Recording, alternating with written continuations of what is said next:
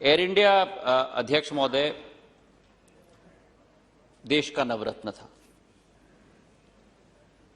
निजी क्षेत्र से इसकी शुरुआत हुई, इसकी राष्ट्रीयकरण की गई और राष्ट्रीयकरण करने के बाद कई साल इसे सफलतापूर्वक चलाया गया था।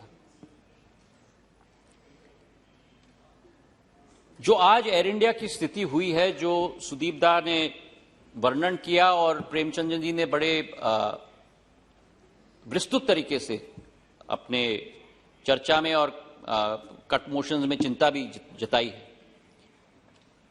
यह स्थिति उत्पन्न क्यों हुई है, यह हमें समझने की जरूरत है अध्यक्ष महोदय। अब मैं थोड़ा समय लूंगा अध्यक्ष महोदय। 2005-6 में जिस एयर इंडिया की कैपेबिलिटी केवल 14 करोड़ की मुनाफे की थी, उस एयर इंडिया के द्वारा 68 एयरक्राफ्ट बोइंग की खरीदवाने का मसौदा पे हस्ताक्षर किया गया और 43 एयरक्राफ्ट एयरबस से। जिस कंपनी की क्षमता 15 करोड़ रुपए मुनाफे की हो, उस कंपनी के द्वारा एयर इंडिया और एयर इंडिया एक्सप्रेस के द्वारा 111 एयरक्राफ्ट खरीदे जा रहे हैं। क्या कारण हो सकता है, इस पर मैं विश्लेषण नहीं करना चाहता। कारण ध्यान है लोगों को, लेकिन ये आप समझिए कि 2005 के पहले 2005 के पहले अब सुनने की क्षमता रखिए गौरव जी। मैं 8 घंटे कल सुन रहा था, कृपा करके सुनने की क्षमता रखिए। 2005 के पहले जो देखिए अध्यक्ष महोदय, जो एयर इंडिया 15 करोड़ की प्रॉफिट बनाती है और जो इंडियन एयरलाइंस 50 करोड़ की प्रॉफिट बनाती है, 55,000 करोड़ का डेट बर्डन लिया जाता है, 111 एयरक्राफ्ट खरीदी जाती हैं और भाग क कि उस 111 एयरक्राफ्ट में से 15-20 777-300ER जो जरूरत है उससे ज्यादा खरीदी जाती है और 5 एयरक्राफ्ट B300-200EK ये 13-14 में बेची जाती है। ये और कर दिया। 111 एयरक्राफ्ट आप खरीदें 55,000 करोड़ का, जिस कंपनी का डेट टू इक्विटी रेशियो और इंडस्ट्री में देखा जाता है कि लेवरेज एक सीमा से ज्यादा नहीं लिया जाता किसी कंपनी में, नहीं तो कंपनी डूबेगी। जिस कंपनी का लेवरेज ऑलरेडी 5:1 है, मतलब डेट 5 और इक्विटी 1, उसमें आप 55,000 करोड़ का आप ऋण लेते हो और उसके बाद केवल ये नहीं, लेकिन दोनों कंपनीज का मर्जर करते हो। दोनों कंपनियों की कल्चर अलग, उनकी विचारधारा अलग, उनकी इंप्लॉइज की रिटेंशन प्रोग्राम अलग, उन दोनों कंपनीज को आप मर्ज करते हो तो जो दो कंपनीज प्रॉफिट मेकिंग कंपनीज थी 2005 में, जिस साल मर्जर किया गया उस साल से 3,300 करोड़ का लॉस बनाने की शुरुआत की गई और हर वर्ष 2007-8 से अध्यक्ष महोदय, अब देखिए अध्यक्ष महोदय, दाने मुझसे पूछा है तो मुझे जवाब देने का मौका दिया जाए, 2007-8 से 2020-21 तक हर साल 3,000 से 7,500 करोड़ का लॉस, 85,000 करोड़ रुपए का loss, combined merger air India का, acquisition of 111 aircraft, return sale of 5 B300 aircraft, 777 B300 15 in excess, merger of two companies with totally two different cultures, two different visions, two different employment retention programs, and you result इन 20 करोड़ का loss प्रतिदिन, 7,500 का loss. अब इसके आगे सुनिए अध्यक्ष महोदय, अब अध्यक्ष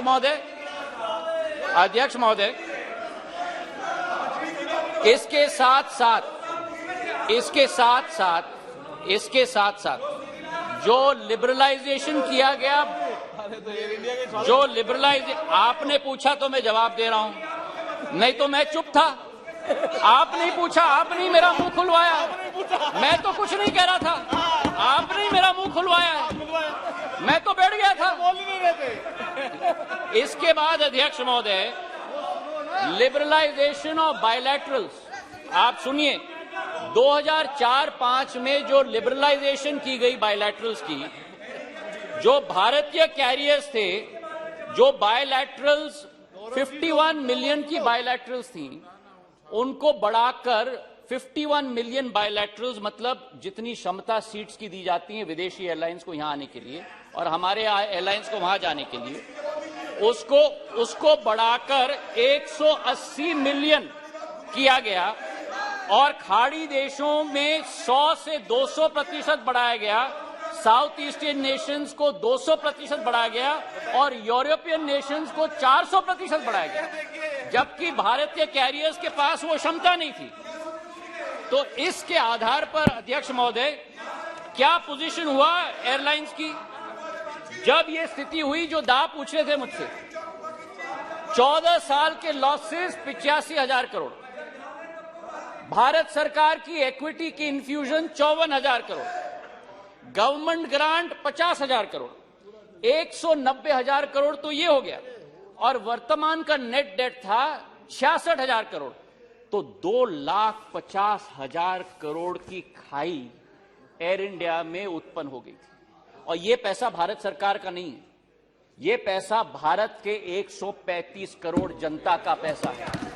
और हमारे प्रधानमंत्री ने निर्णय लिया कि हमारे प्रधानमंत्री ने संकल्प किया कि इस घाटे को बंद करना ही होगा और इसका विनिवेश करना ही होगा, ताकि भारत सरकार और भारत की जनता का पैसा का संरक्षण किया जाए और उसका सदुपयोग किया जाए, उज्ज्वला के लिए, राशन के लिए, सड़कों के लिए, जल जीवन के लिए, आम जन के लिए। और इसलिए अध्यक्ष महोदय, इस कंपनी का विनिवेश किया गया।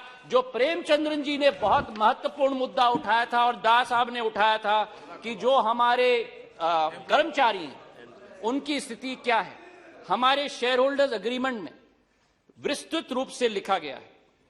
पहला कंडीशन कि 1 साल के लिए कोई भी हमारे कर्मचारी को फायर नहीं किया जाएगा, उनको रिटेन किया जाएगा 1 साल के लिए। 1 साल के बाद अगर किसी को रिटेंशन से हमें हटाना है तो केवल वीआरएस स्कीम के आधार पर किया जाएगा, उसके अलावा नहीं। जहां तक मेडिकल की बात प्रेमचंद्र जी ने कहा, मेडिकल फैसिलिटीज रिटायरिंग और रिटायर्ड एम्प्लॉइज की जो भारत सरकार का व्यय होता था वही सीजीएचएस और नेशनल हेल्थ अथॉरिटी के आधार पर किया जाएगा, ये हम लोगों का संकल्प है। और इसी के साथ हमारी विचारधारा है कि कर्मचारियों की सुरक्षा भी उत्पन्न हो, ताकि आने वाले समय में इस क्षेत्र को और इस एयरलाइन को भी दोबारा स्थापित किया जाए और भारत सरकार और भारत की जनता की पैसे और उनकी आमदनी की रक्षा किया जाए।